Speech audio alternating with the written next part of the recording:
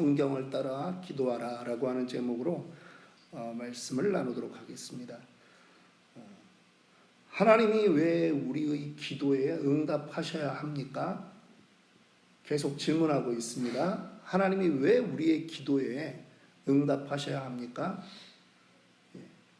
기도는 하나님을 인정하는 것이기 때문에 하나님이 그 기도하는 사람에게 응답하십니다. 무엇을 인정합니까? 하나님의 명예와 영광과 주권을 우리는 인정하는 것입니다. 기도는 대제사장이신 예수님의 중보가 있기 때문에 하나님께서 응답하십니다.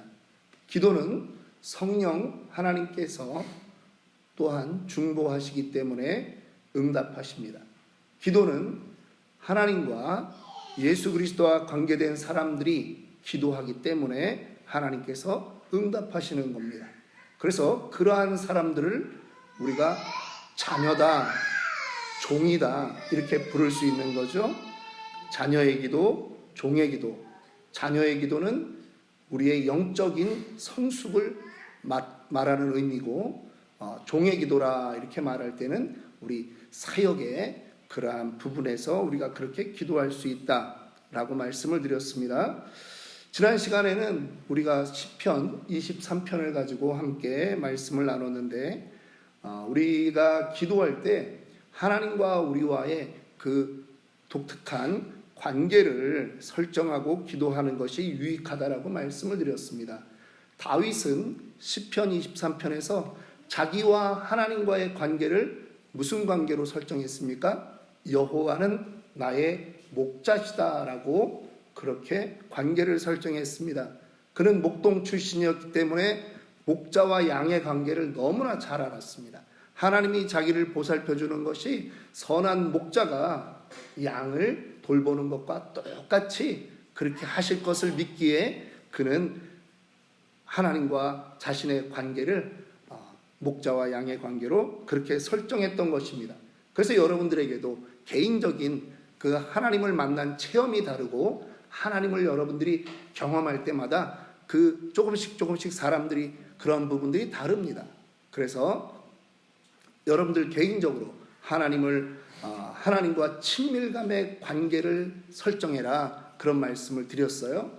예를 들면 어떤 분은 치유의 하나님을 경험하고 예수를 믿은 분들이 계세요. 그런 분들은 치유의 하나님을 부르시는 게 좋습니다. 하나님은 나의 의사시고 나는 하나님 앞에 있는 환자입니다.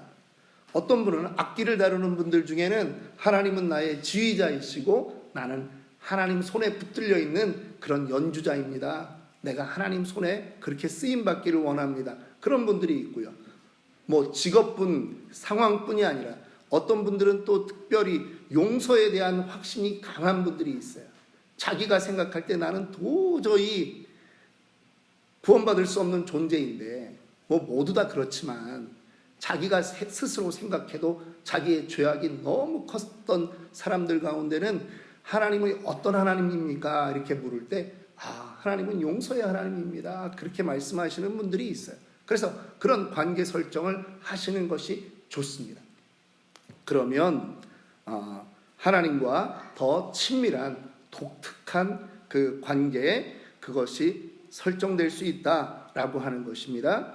오늘은 우리가 하나님께 기도하는데 성경을 따라서 기도하자라고 하는 말씀을 좀 드리려고 하는 것입니다. 예수님이 이렇게 기도하셨거든요. 예수님 사역에 있어서, 기도 생활에 있어서도 많은 것을 성경 그대로 하셨습니다. 그래서 오늘 우리가 예수님을 따라서 기도하자 혹은 성경을 따라서 기도하자라고 하는 것이 크게 틀리지 않는 말입니다. 바울은 성경의 가치를 너무나 잘 알았습니다. 그래서 오늘 우리가 읽었던 말씀처럼 바울은 이 성경의 가치를 최고의 가치에다가 올려놓았습니다. 디모데후서 3장 16, 17절 다시 한번 읽겠습니다. 다시 한번 읽읍시다. 모든 성경은 하나님의 감동으로 된 것으로 교훈과 책망과 바르게 함과 의로 교육하기에 유익하니 이는 하나님의 사람으로 온전하게 하며 모든 선한 일을 행할 능력을 갖추게 하려 함이라. 이것이 단지 교훈적인 이야기로 성경이 끝나는 것이 아니다라고 하는 거죠. 성경을 활용할 때 우리에게 어떤 일들이 생긴다? 우리가 풍성해지는 거예요. 하나님의 사람으로 온전해지는 거예요. 기도의 모델이 어디에 있다? 성경에 있다. 그렇기 때문에 우리가 이 기도를 성경을 따라서 기도하는 것이 유익하다라고 말씀을 드리는 것입니다. 신자의 모든 생활 가운데 성경은 너무나 중요한 것이죠. 여기서 하나님의 감동으로라고 할 때 이 감동이라고 하는 말을 옛날 버전에서는 영감, 하나님의 영감으로 이렇게 표현했잖아요. 그 말의 의미를 보면 하나님이 호흡을 불어넣은 것이다, 이런 의미가 있습니다. 하나님의 친히 그 호흡이 불어넣어져 있는 것이 성경 말씀이라고 하는 거예요. 그러니까 이거를 우리는 단순히 읽는 대로만 사용하는 것이 아니라 큐티로 묵상에 사용하고, 이것을 기도에 사용하고, 찬양에 사용하고, 어떤 일을 판단할 때 사용할 수 있는 그러한 모든 것이 된다라는 거죠. 그래서 이것이 기도에 사용될 때는 약 4가지 정도의 특징이 있습니다. 성경이 거룩하다라고 하는 걸 여러분들이 아시죠? 성경이 거룩한 것입니다. 성령으로부터 나온 것입니다. 그렇기 때문에 기도를 준비할 때 성경으로 준비하는 것입니다. 성경을 읽는 것입니다. 베드로후서 1장 20절 21절은 이렇게 말씀합니다. 먼저 알 것은 성경의 모든 예언은 사사로이 풀 것이 아니니 예언은 언제든지 사람의 뜻으로 낸 것이 아니요 오직 성령의 감동하심을 받은 사람들이 하나님께 받아 말한 것임이라. 성경은 하나님의 생각을 받아 적은 사람들의 그 글이에요. 하나님의 감동이 그대로 되어 있어요. 그래서 성경 공부를 하면서, 성경을 읽으면서 우리는 기도를 준비하는 거예요. 두 번째, 성경이 우리의 그 기도에 길을 인도해 준다라고 하는 것입니다. 성경은 믿을 만한 것입니다. 시편 12편 6절은 이렇게 말씀합니다. 여호와의 말씀은 순결하여 흑도가니에 7번 단련한 은과 같도다. 성경에서 배운 지식과 성경에서 배운 모든 교훈은 우리의 인생의 길을 안내하는 지도서가 되는 것입니다. 성경에는 또한 지혜가 있습니다. 성경은 우리를 비춰주는 것입니다. 시편 119편 130절에는 주의 말씀을 열면 빛이 비치어 우둔한 사람들을 깨닫게 하나이다. 하나님의 지혜가 그의 자녀들을 기도할 수 있도록 깨닫도록 인도해 주신다라고 하는 거예요. 왜? 성경을 근거로 기도할 때, 성경을 이용해서 기도하고 성경을 따라 기도할 때 하나님의 지혜가 여기에 들어있기 때문입니다. 그리고 성경으로 기도할 때마다 우리는 하나님이 우리에게 주시는 제목들이 떠오를 수 있다라고 하는 것입니다. 성경은 진리이기 때문입니다. 하나님은 거짓말을 하지 않습니다. 그래서 성경을 믿고 그대로 기도하는 사람에게 하나님은 놀라운 능력을 부어주실 줄 믿습니다. 에베소서 우리가 읽었던 3장 하반절의 그 말씀들은 이렇습니다. 그의 영광의 풍성함을 따라 그의 성령으로 말미암아 너희 속사람을 능력으로 강건하게 하겠다. 하나님의 약속이에요. 성령의 능력, 성경의 능력, 성경이 성령으로 말미암아 완성된 것이기 때문에 성경을 가지고 여러분들이 기도하고 할 때 여러분들의 속사람이 강건해지는 그러한 역사가 일어나는 것입니다. 예수님은 성경을 가까이 하셨던 분이고 예수님은 성경을 암송하셨던 분입니다. 굳이 예를 들지 않더라도 우리는 예수님이 마태복음 4장에서 사탄에게 40일 금식하신 후에 시험을 당할 때 예수님이 반박하셨던 모든 말이 어디에 있는 말이라고요? 다 성경에 있는 말씀으로 예수님은 반박하셨습니다.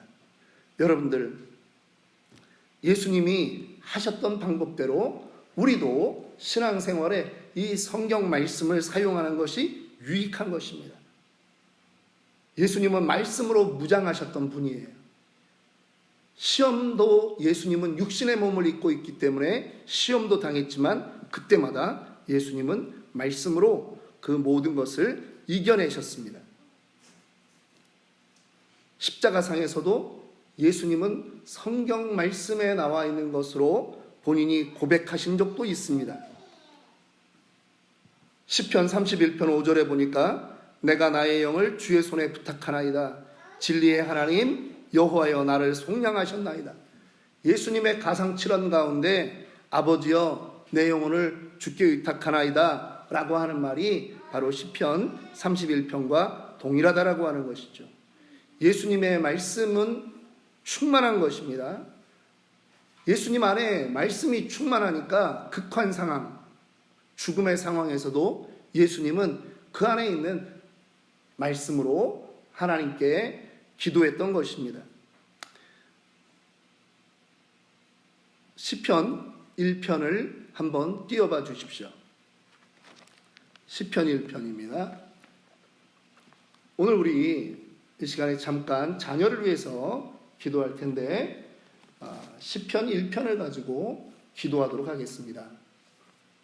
성경을 가지고 따라서 기도하라고 하는 설교를 했으니까 성경이 옳다라고 하는 것은 이미 다 아시는 상황이고 여러분들에게 시편 1편 다들 암송도 하시는 분들이 많은 부분인데요. 이 말씀을 가지고 자녀를 위해서 어떻게 기도하시겠습니까? 하나님, 나의 자녀들이 복 있는 사람이 되기를 원합니다. 복 있는 사람이 되게 하여 주시옵소서. 하나님, 우리 자녀들이 악인들의 꾀를 따르지 않게 하옵소서. 하나님, 우리 자녀들이 죄인들의 길에 서지 않게 하시고 오만한 자의 자리에 앉지 않도록 하나님 인도하여 주옵소서. 우리 자녀에게 관계의 복을 주셔서 이런 사람들을 안 만날 수 있도록 하나님 은혜를 베풀어 주옵소서. 하나님, 우리 자녀들이 오직 주님의 성경 말씀, 주님의 말씀을 즐거워하고 그 율법대로 날마다 묵상하는 자녀들이 되게 하여 주옵소서. 제가 지금 시범을 보이는 거예요. 시편 1편을 가지고 여러분들 핸드폰 있으시면 핸드폰에 있는 성경 조금 있으면 조명이 좀 어두워질 테니까 여러분들 시편 1편을 가지고 먼저 자녀를 위해서 한번 말씀의 근거에서 말씀대로 기도하도록 하겠습니다. 저에게 몇 가지 그 성경 올해 이제 성경 이독을 하자 또 이제 계속 저희가 시간이 가면서 또 읽어 나가는 것들에 대한 것들을 실천할 겁니다. 그런데 내년부터는 이제 큐티에 대한 강조가 들어갈 겁니다. 큐티, 말씀 묵상, 항상 여러분들이 그 일정 부분의 말씀을 가지고 묵상하는 것들에 대한 훈련들을 좀 많이 할 수 있도록 내년부터는 통독도 중요한데 묵상에 대한 것도 좀 교육을 받으면서 그렇게 진행을 하려고 해요. 그런 일환이에요. 그 중에 뭐가 있냐면 이번 여름에 한번 도전을 하려고 합니다. 뭐냐면 각자 모든 분들에게 하루 3시간 기도 완성을 좀 해보십사 하는 그러한 숙제가 나갈 겁니다. 하루 3시간.